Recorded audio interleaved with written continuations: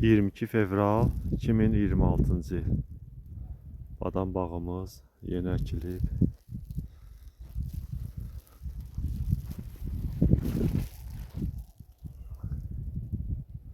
Üç hektara əkilib.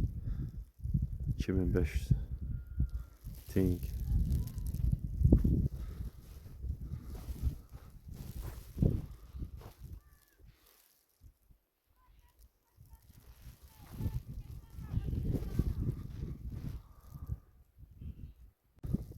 Ərazini təmizləyirik. İplər, skoçlar qalıb gəlmişik, bunları təmizləyirik.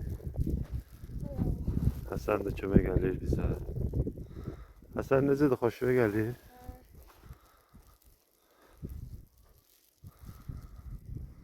Daha birində qalıb, onu götürərsən çıxada bilmir, ağacı qırar.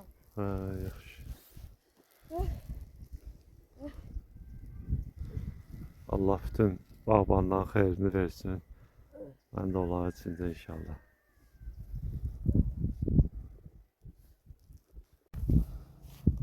Bu da işimizin sonu. Sahədən çıxan skoçlar, iplər, zibillər, çoxdan qalmış zibillər də vardı. Sahəmiz olub tərtemiz.